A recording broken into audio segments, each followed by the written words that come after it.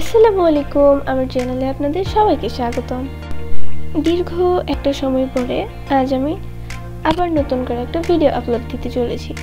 আজ আমি ছোট্ট একটা ক্যানভাসে ছোট্ট একটা পেন্টিং করব। তাহলে চলুন শুরু করা যাক।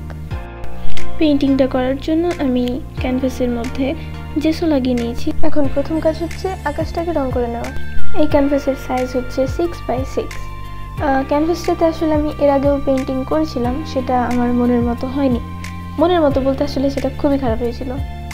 এই জন্য সেটার উপরে আমি জেসো দিয়ে সেটা ঢেকে দিয়েছি নতুন করে পেন্টিং করার জন্য। সেটা যেহেতু আমার দেখতে ভালো লাগছে না, সেটা রেখে তো লাভ নেই, তাই না?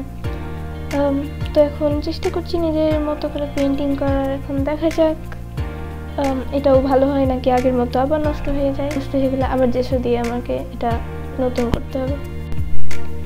কোনো একটা পেন্টিং যদি আঁকতে গিয়ে খারাপ হয়ে যায় তাহলে এর কষ্টটা যে কতখানি, এটা যাদের নষ্ট হয়ে শুধু তারাই বোঝে।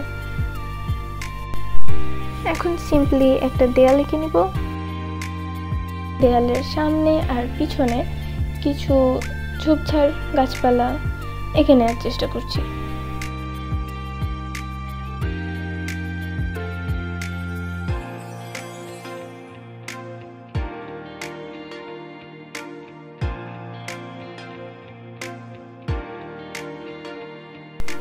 আমরা এখন ঝোপঝাড় বা পাতা যাই বলি না কেন, এটা তো আঁকা শেষ।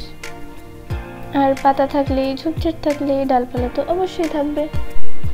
আমি আমার ইচ্ছে মতো ডালপালা এঁকে নিচ্ছি। আর এখানে কাছে আসলে অনেক পিচ্চি বাচ্চারা থাকে, ওদের জন্য ভালো মতো ভিডিও করতে পারি নাই, ভিডিওটা ঠিক মতো আসেনি, তো এর জন্য সরি। পেন্টিংয়ে আসলে কিছু ডার্ক অ্যান্ড লাইট কালারের যে বিষয়টা থাকে, এটা অনেক বেশি ইম্পর্ট্যান্ট। তো এটা মাথায় রেখে আমি পাতার উপরে কিছু লাইট কালার দিয়ে দিব।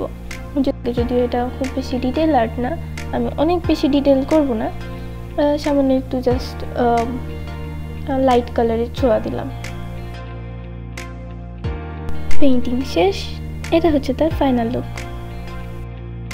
Thanks for watching this video. Do subscribe and share. আবারও ফিরে আসবো নতুন একটা ভিডিও নিয়ে। আল্লাহ হাফেজ।